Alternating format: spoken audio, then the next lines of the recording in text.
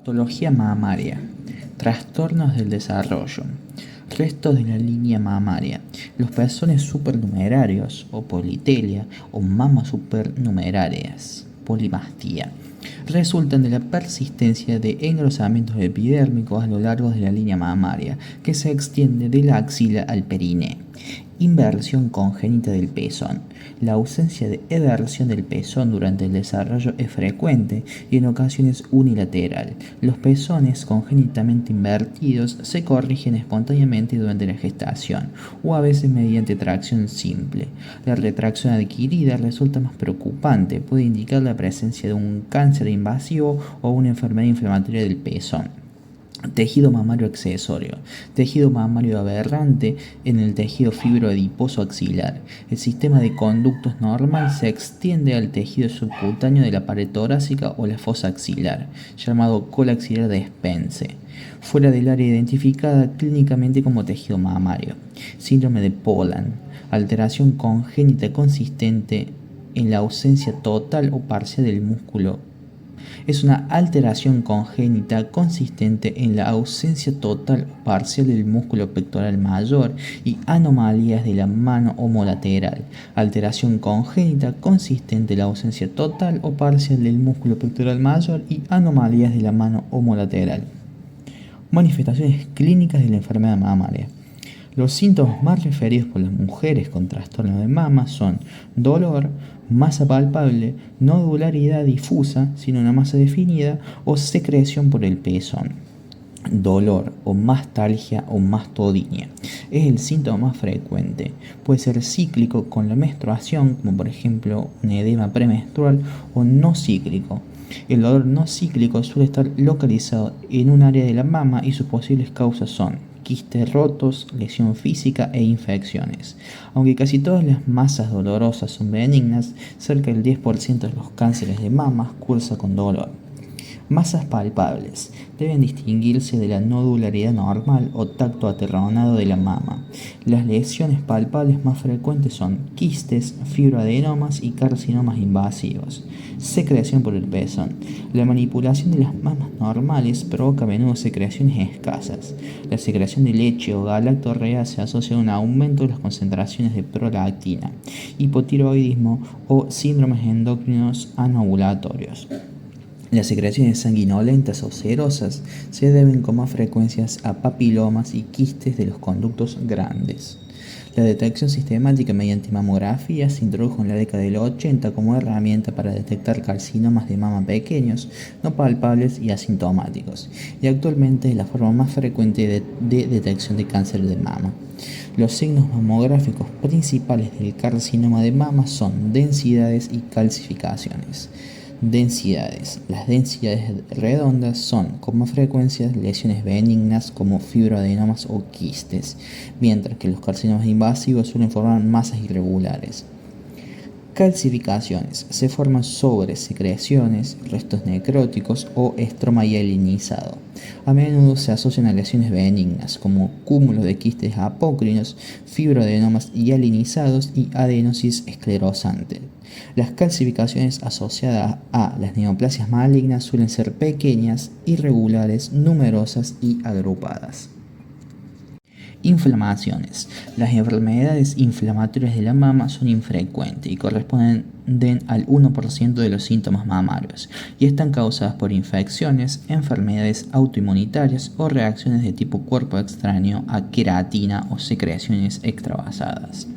Mastitis aguda es más frecuente en la mama lactante debido a grietas y fisuras de los pezones, lo que permite el ingreso de gérmenes, Staphylococcus aureus o con menos frecuencia Streptococcus. La mama está eritematosa y dolorosa y a menudo aparece fiebre.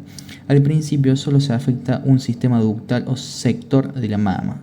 Sin tratamiento, la infección puede extenderse por toda ella. Los abscesos estafilocóccicos son únicos o múltiples, mientras que los estreptococos causan una infección diseminada en forma de celulitis. Clínica: aumento del volumen, edema, congestión dolorosa. Diagnóstico diferencial con un carcinoma inflamatorio. Mastitis crónica, que puede estar provocada por tuberculosis, sarcoidosis, micosis o granulomatosas tipo cuerpo extraño. Mastitis periductal. Es una metaplasia escamosa de los conductos galactóforos, un absceso subareolar recidivante o enfermedad de Zuska. Se manifiesta con una masa subareolar eritematosa y dolorosa que clínicamente parece un absceso bacteriano. En los casos recidivantes se forma a menudo un trayecto fistuloso característico bajo el músculo liso del pezón, que drena en la piel en el borde de la areola. Más del 90% de los pacientes son fumadoras. Se ha planteado que una carencia de vitamina A asociada al tabaquismo alteran la diferenciación del epitelio ductal. Morfología. Se presenta una metaplasia escamosa queratinizante de los conductos del pezón. La queratina desprendida de estas células obstruye el sistema ductal, causando dilatación y por último rotura del conducto. Cuando la queratina llega al tejido periductal circundante, se desarrolla una intensa reacción inflamatoria granulomatosa crónica. Éstasis de los conductos. Se manifiesta por una masa periareolar palpable, a menudo asociada a secreción blanquecina y espesa por el pezón, y ocasionalmente retracción de la piel. No es frecuente que produzca dolor ni eritema. Morfología. Los conductos dilatados ectásicos están llenos de secreciones espesas y numerosos macrófagos cargados de lípidos. Al romperse se produce una marcada reacción inflamatoria crónica periductal e intersticial. Linfocitos, macrófagos, plasmocitos. La fibrosis posterior forma una masa irregular con retracción de la piel y el pezón. Necrosis grasas. Las presentaciones son muy variadas y pueden parecerse mucho a las del cáncer, asociadas a traumatismo, cirugía o radiaciones previas. Clínica. Masa palpable, indolora, engrosamiento o retracción de la piel y densidades y calcificaciones mamográficas. Morfología.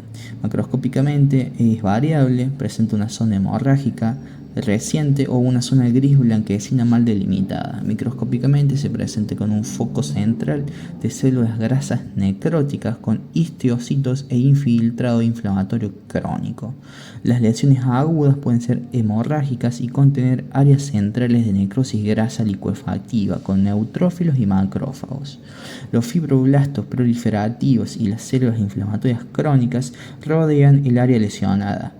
Posteriormente aparecen células gigantes, calcificaciones y hemosiderina, y en último término el foco es reemplazado por tejido cicatricial o bien queda rodeado y aislado por tejido fibroso.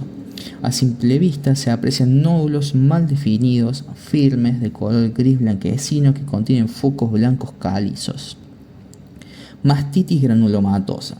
Puede ser una manifestación de enfermedades granulomatosas sistémicas, como la granulomatosis con polivasculitis, la sarcoidosis o la tuberculosis, o de trastornos localizados en la mama, como una mastitis lobular granulomatosa y infecciones infrecuentes.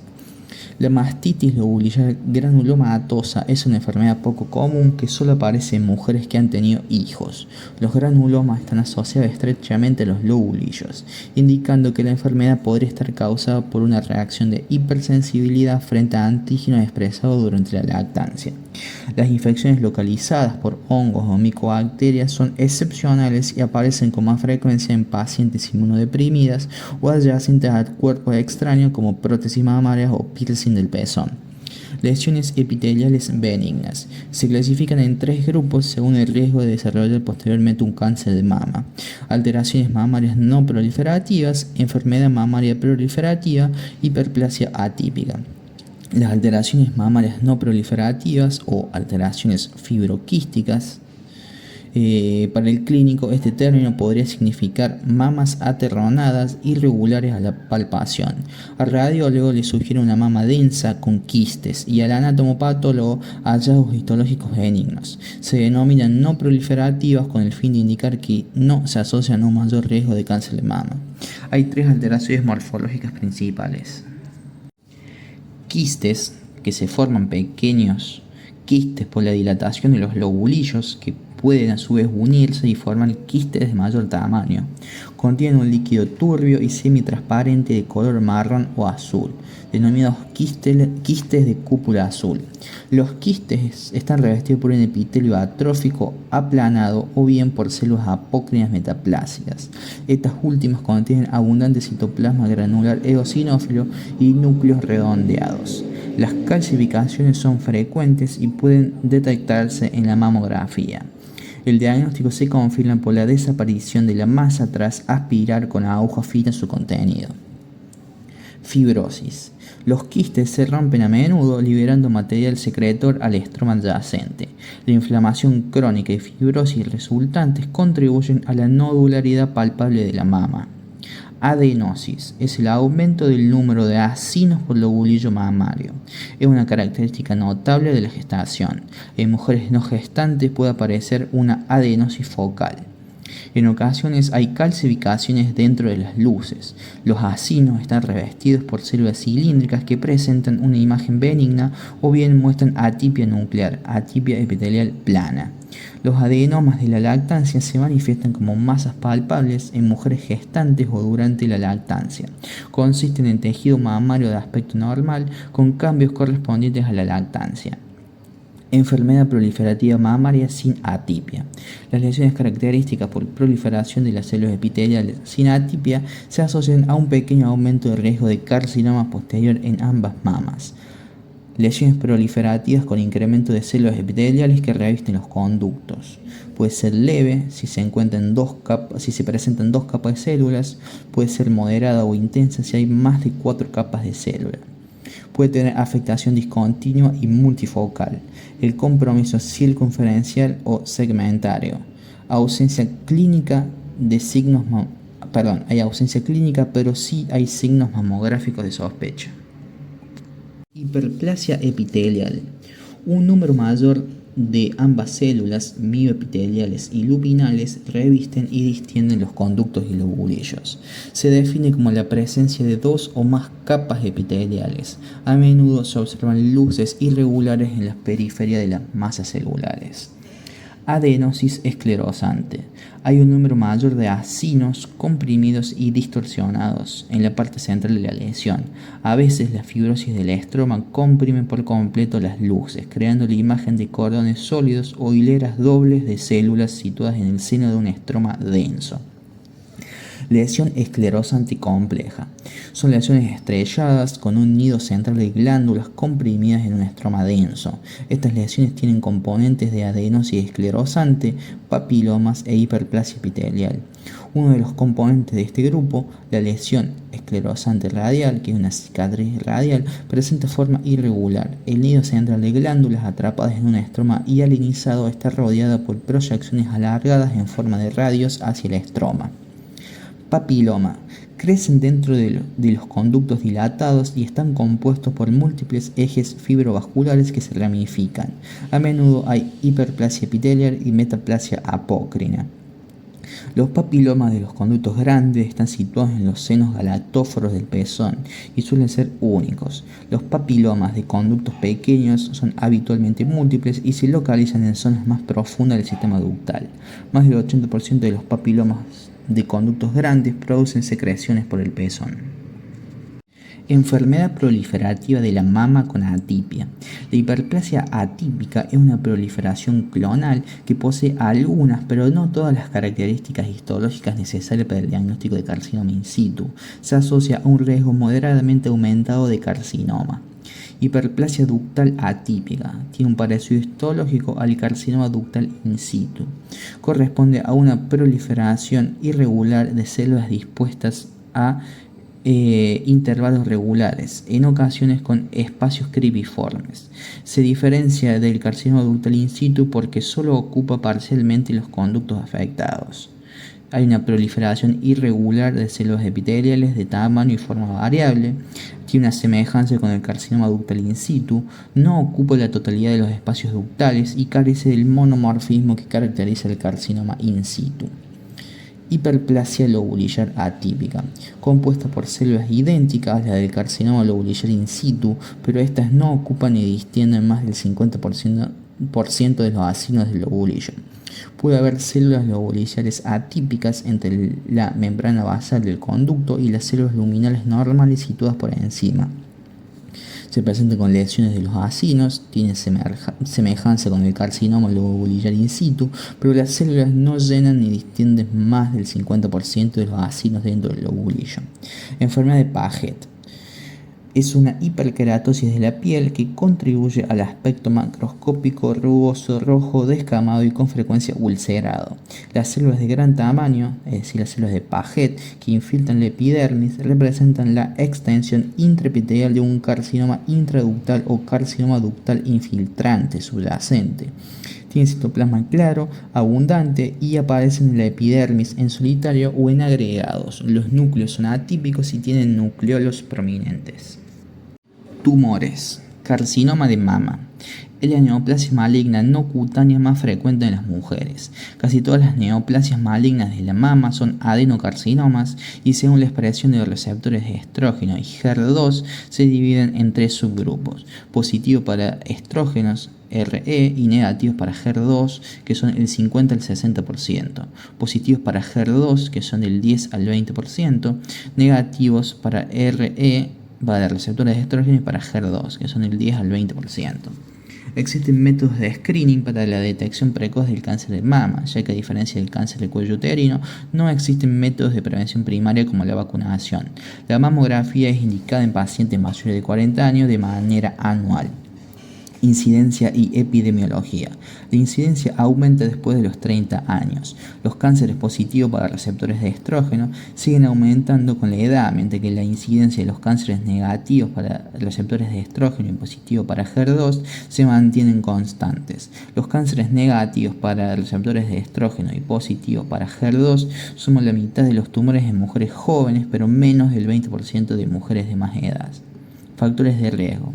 Aparte del sexo femenino, que es en el 99% de los casos, los factores de riesgo fundamentalmente están relacionados con factores hereditarios, la exposición a estrógenos a lo largo de la vida y en menor grado a factores ambientales o al estilo de vida. Tenemos 16 factores de riesgo, que son la mutación en la línea germinal, familiares de primer grado con cáncer de mama, la raza o grupo étnico, la edad aumenta a lo largo de la vida, alcanzando el pico máximo en los 70-80 años. Edad de la menarquía, edades inferiores a 11 años aumentan el riesgo en 20%. La menopausia también aumenta el riesgo. Edad del primer hijo, una gestación a término antes de los 20 años disminuye a la mitad el riesgo. Enfermedad mamaria benigna, una hiperplasia atípica o alteraciones proliferativas.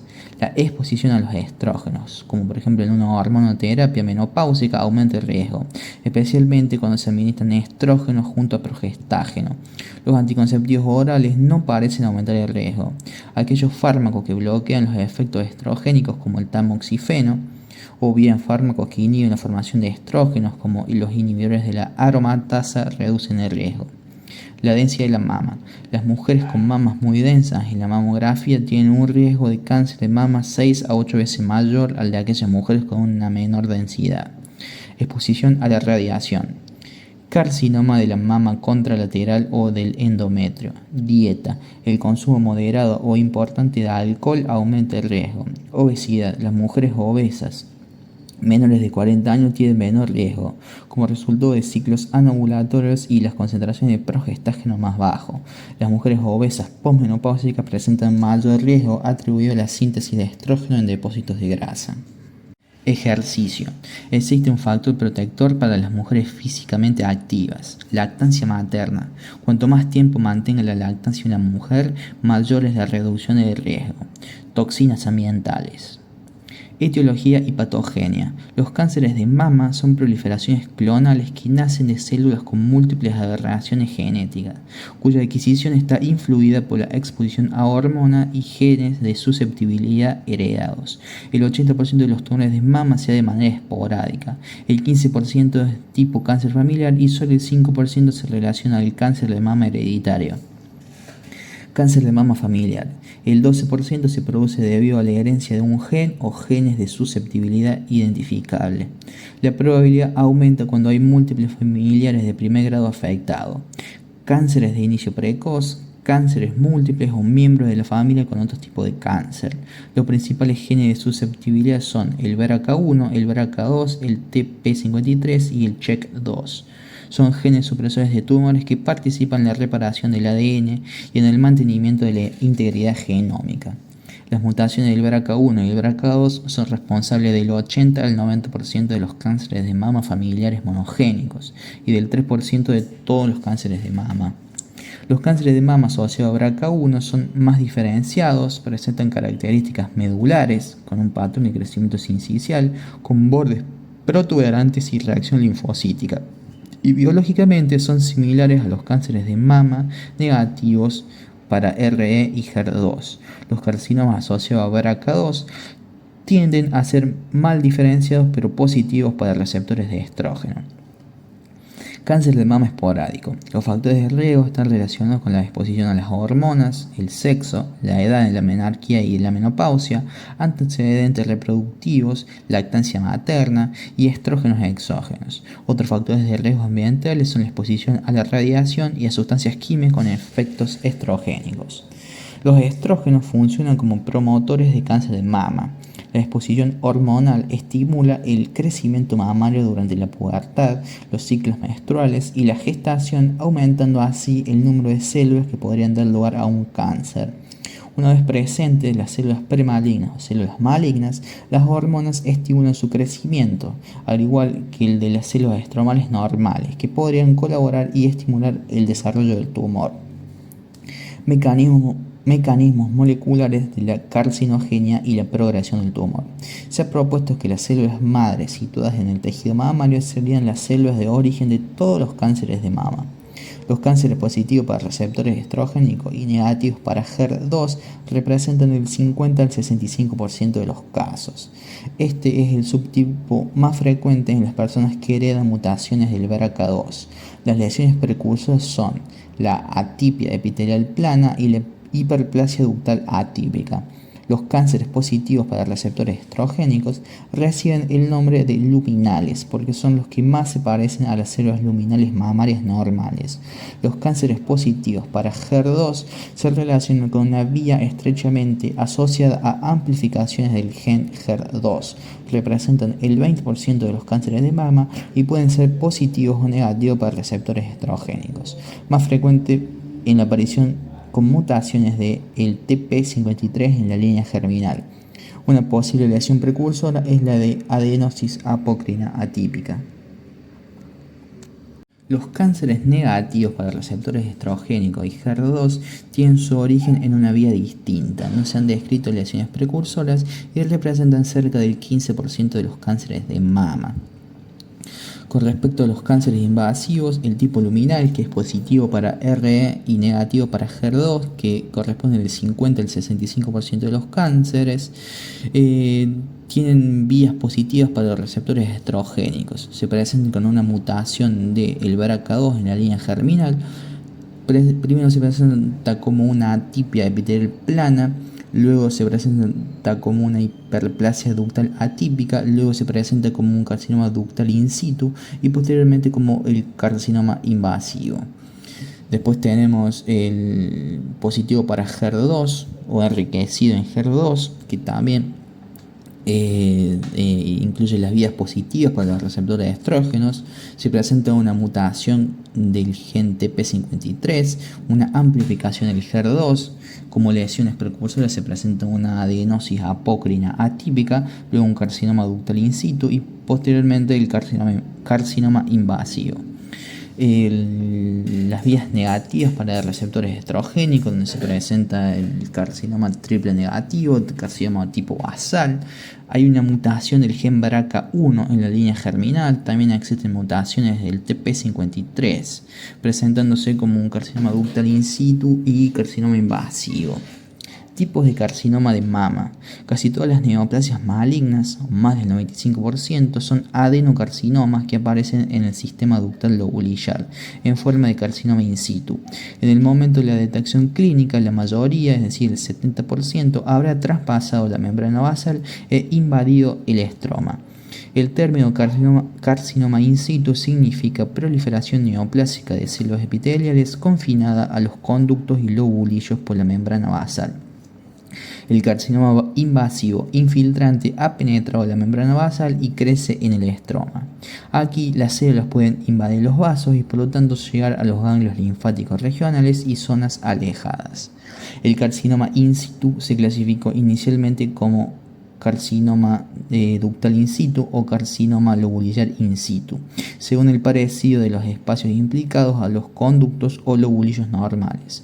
Por convención, actualmente lobulillar hace referencia a los carcinomas invasivos relacionados biológicamente con el carcinoma lobulillar in situ, y ductal se usa de forma genérica para los adenocarcinomas que no pueden clasificarse en un tipo histológico especial.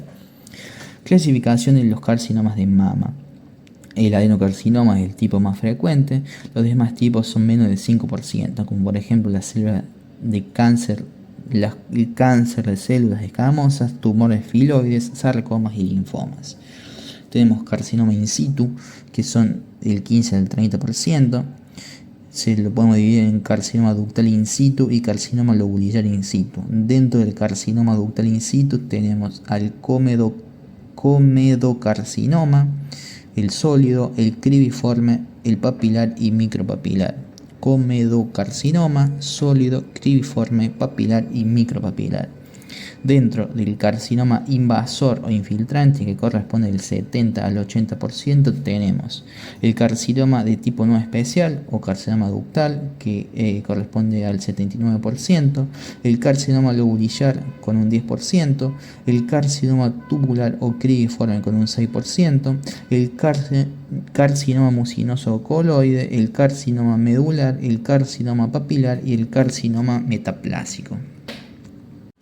Carcinoma ductal in situ es una proliferación clonal maligna de células epiteliales limitadas a los conductos y lobulillos por la membrana basal. Las células mioepiteliales están preservadas en los conductos lobulillos afectados. Puede diseminarse por todo el sistema ductal y producir lesiones extensas. Casi siempre se detecta con una mamografía, como resultado de las calcificaciones asociadas al material secretado o a la necrosis.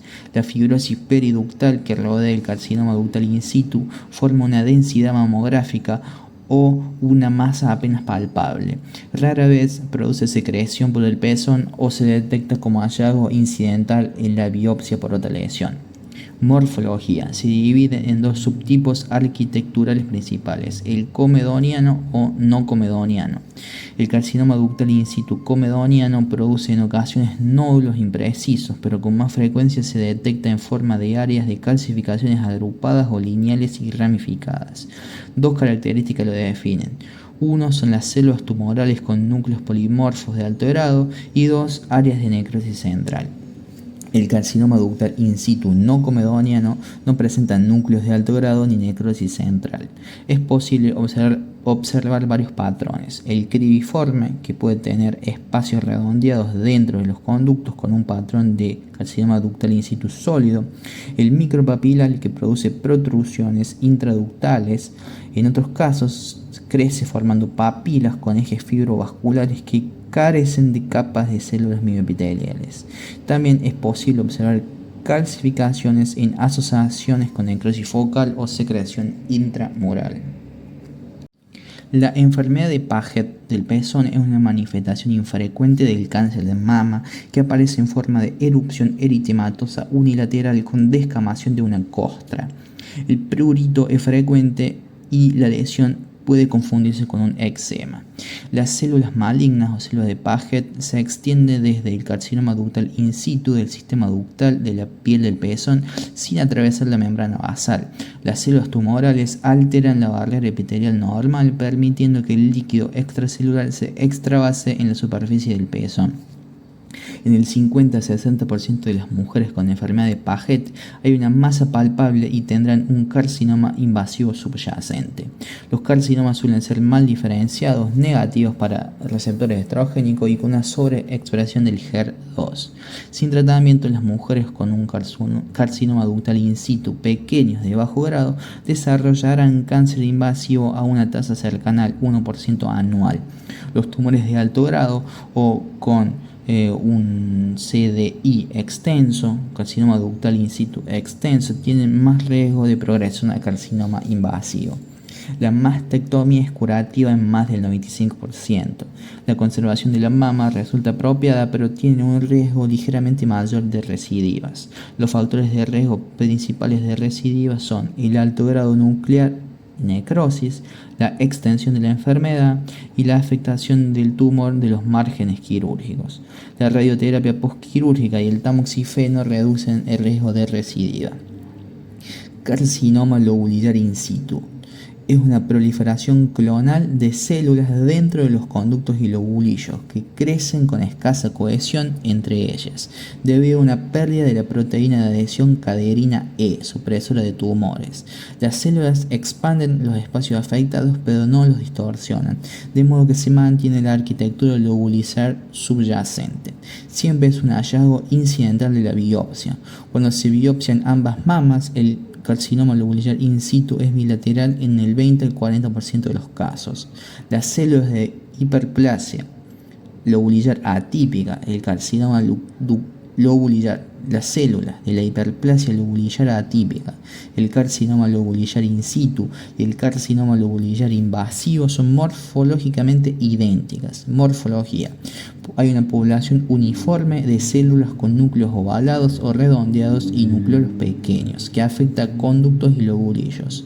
Hay células en anillo de sello positivas para mucina.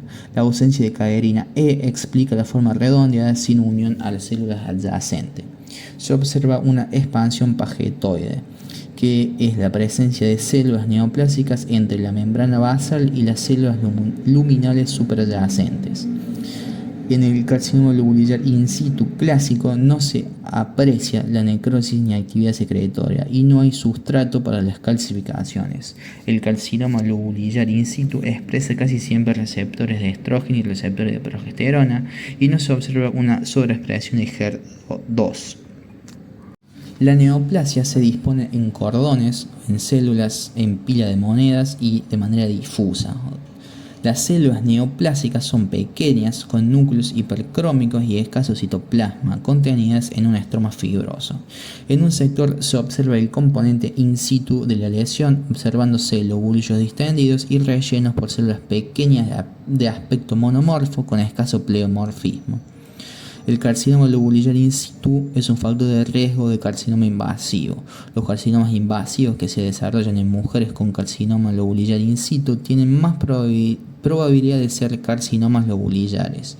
Las opciones terapéuticas son la mastectomía profiláctica bilateral, el tamoxifeno o un seguimiento clínico estrecho y mamografía de detección selectiva. Tumores epiteliales. Tenemos el carcinoma invasivo infiltrante. Un tercio puede clasificarse como tipos histológicos especiales. Los 2/3 restantes lo compone un grupo sin especificación denominado carcinoma ductal. Se dividen en 3 subtipos moleculares: los RE positivos y HER2 negativos, también llamado tipo luminal, que son el 50 al 65% de los casos. Es la forma más frecuente de cáncer de mama invasivo. De acuerdo con la tasa de proliferación, se subdivide en 2 grupos: con escasa proliferación, que corresponde al 55%, que representa a la mayoría de los cánceres en mujeres ancianas y hombres. La metástasis es tras un largo periodo, 6 años, y hasta hueso. La cirugía es curativa y responde bien a la hormonoterapia. Con alta proliferación, que son un 10%, y se asocian a una mutación en el BRCA2 en la línea germinal, con metástasis al hueso en el 80%. El HER2 positivo, que es un 20% de los tumores, la expresión de receptores de estrógeno es baja. Son más frecuentes en mujeres jóvenes afroamericanas. Puede producir metástasis a huesos, a las vísceras y al cerebro. Actualmente se usan anticuerpos monoclonales a HER2 trastuzumab. La mayoría son poco diferenciados, cerca del 50% de los carcinomas apócrinos y 40% de los micropapilares. RE negativo, HER2 negativo o triple negativo, carcinoma de tipo basal. Es más frecuente en mujeres jóvenes premenopáusicas, así como en afroamericanas que presentan alteraciones del BRCA1, alta proliferación y crecimiento rápido. Casi todos son mal diferenciados y pertenecen a la familia de los carcinomas medulares. Los carcinomas de mayor tamaño pueden invadir el músculo pectoral, fijarse a la pared torácica, invadir la dermis y causar depresiones en la piel. Cuando afecta la porción central de la mama se puede observar retracción del pezón. También se pueden clasificar por el grado de malignidad con el índice de Nottingham. Grado 1. Crecen en patrón tubular, con núcleos redondeados y pequeños, poseen una tasa baja de proliferación. Grado 2. Pueden presentar cierta formación de túbulos, pero además existen cúmulos sólidos o células individuales infiltrantes. Hay polimorfismo nuclear y mitosis. Grado 3. Invaden en forma de nidos desiguales o láminas sólidas con núcleos irregulares de mayor tamaño. Hay una elevada proliferación y áreas de necrosis tumoral. Carcinoma invasor de tipo no especial o carcinoma ductal. Incluye el 70 a 80% de los tumores malignos de mama. Son tumores duros, de bordes irregulares y espiculados. A la microscopía, los tumores se ven diferenciados. Consisten en túbulos revestidos por células atípicas y son tumores que habitualmente expresan receptores para estrógenos y receptores para progesterona. Otros están formados por sábanas de células pleomórficas y tienen menos probabilidad de expresar receptores positivos. Carcinoma lobulillar invasor, receptores estrogénicos positivos. Pueden presentarse como masas palpables o densidades y generalmente de manera bilateral. Son duros e irregulares. Microscópicamente presentan células tumorales infiltrantes no cohesivas, a menudo con células de anillo de sello que contienen gotículas de mucina intracitoplásmicas. No hay formación de túbulos, tiene un patrón de células infiltrantes en hilera y cordones de células tumorales pequeñas, denominada en pila de monedas. Existe un mayor riesgo de desarrollar un cáncer gástrico de células de anillo de sello. Carcinoma mucinoso o coloide, corresponde al 2%. Tiene receptores estrogénicos positivos. Es blando o elástico, con la consistencia y aspecto de una gelatina de color azul gris claro. Los bordes son compresivos o bien definidos. Las células se disponen en cúmulos y pequeños islotes dentro del lagos de mucina. Carcinoma tubular, corresponde a un 6%. Tiene receptores estrogénicos positivos. Está compuesto por túbulos bien formados. Los brotes apócrinos son característicos y puede haber calcificaciones en las luces. Se asocian a atipia epitelial plana, hiperplasia lobulillar atípica, carcinoma lobulillar in situ, carcinoma ductal in situ de bajo grado. Estos cánceres tienden a ser pequeños y a menudo se detectan solo en la mamografía. Las células neoplásicas, bien diferenciadas y de forma cuboidea, forman una sola capa en el interior de conductos de pequeño tamaño que tienen forma de lágrima y se encuentran ampliamente dispersos en el estroma fibroso. Carcinoma papilar, son receptores estrogénicos positivos, producen auténticas papilas, frondas de tejido fibrovascular revestidas por células epiteliales. Carcinoma apócrino, HER2 positivos. Las células se parecen a aquellas que revisten las glándulas sudoríparas. Tienen grandes núcleos redondeados con nucleolos prominentes y abundante citoplasma eosinófilo, en ocasiones glandular. Carcinoma micropapilar, HER2 positivo. Forman bolas huecas de células que flotan en el líquido intracelular, creando estructuras parecidas a las auténticas papilas. Carcinoma medular Re y HER2 positivo, triple negativo. Se presenta como una masa bien delimitada con crecimiento rápido. Son blandos por su mínima desmoplasia. Microscópicamente se caracteriza por láminas solas incisionales constituidas por grandes células con nucleolos polimórficos y nucleolos prominentes. Microscópicamente se caracteriza por láminas sólidas sinciciales constituidas por grandes células con núcleos polimórficos y nucleolos prominentes. Hay mitosis frecuentes y hay un infiltrado linfoplasmocítico moderado o intenso en el interior del tumor y sus alrededores, y borde compresivo no infiltrante. Carcinoma secretor, Re negativo, HER2 negativo. Recuerda a la mama durante la lactancia porque forma espacios dilatados rellenos de material eosinófilo. Carcinoma inflamatorio. El carcinoma inflamatorio no es un subtipo histológico, sino que puede ser la evolución de cualquiera de los tumores malignos invasores.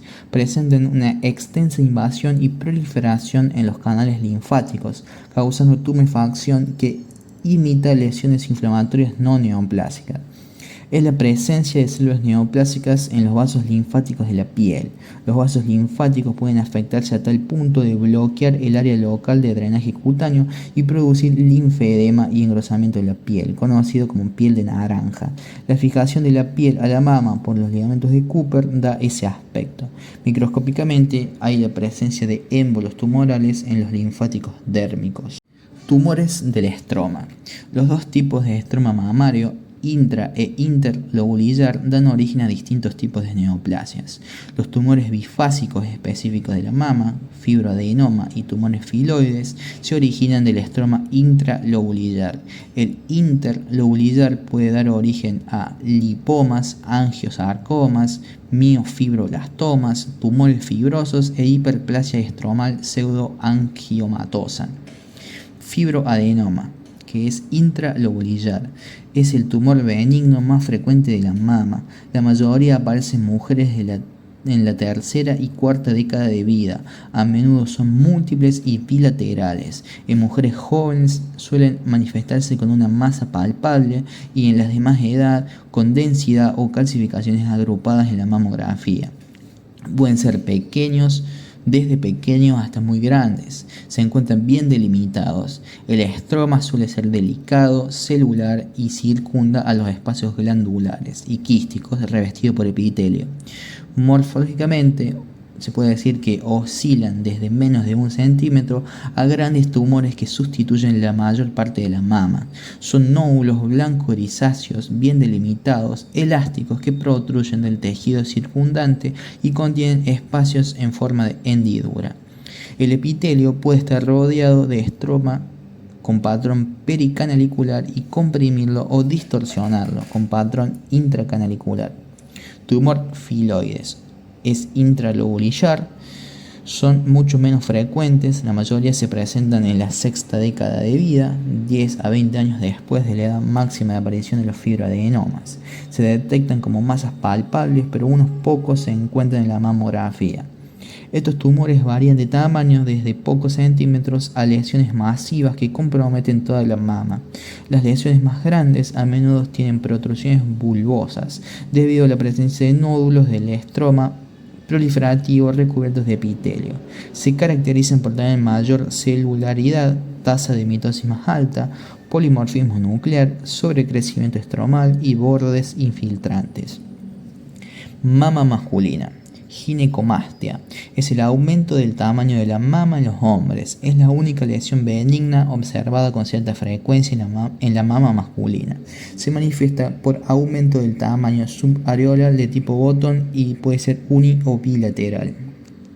Microscópicamente hay un incremento del tejido conjuntivo colágeno denso asociado a hiperplasia epitelial del revestimiento de los conductos, con micropapilas que típicamente se afilan hacia el extremo. Casi nunca se aprecia formación de lobulillos. Causas pueden ser por un hiperestrogenismo, se produce por un desequilibrio entre los estrógenos que estimulan el tejido mamario y los andrógenos que contrarrestan dichos efectos. La más importante de la causa de este trastorno es la cirrosis hepática, porque este órgano es el encargado de metabolizar los estrógenos. En ancianos, por el aumento relativo de los estrógenos al disminuir la producción testicular de andrógenos. El alcohol, la marihuana, la heroína, el tratamiento antirretrovírico y los esteroides anabólicos se han asociado a ginecomastia. Rara vez, este trastorno forma parte del síndrome de Klinefelter o aparece asociado a neoplasias testiculares funcionantes, como por ejemplo tumores de las células de Leydig o de Sertoli. Carcinoma. Los cánceres de mama en los varones son mucho menos frecuentes que en las mujeres, quizá en una proporción 100 a 1. La mayoría son masas subareolares con secreción por el pezón, que afectan a hombres de edad avanzada y se han extendido a las estructuras contiguas, lo que hace que tengan un estadio alto cuando se diagnostican. Algunos están relacionados con mutaciones en los genes BRCA1 y BRCA2. Para el cribado y el diagnóstico pueden utilizarse las mismas técnicas diagnósticas que el cáncer de mama femenino. A la derecha, abajo aumento, puede verse un conducto en la estroma fibrosa con la ausencia del ovulillo, que es característica de la mama masculina. A la izquierda hay un carcinoma infiltrante. La mayoría de los cánceres de la mama masculina son del tipo ductal infiltrante. Más del 80% son positivos para receptores de estrógenos.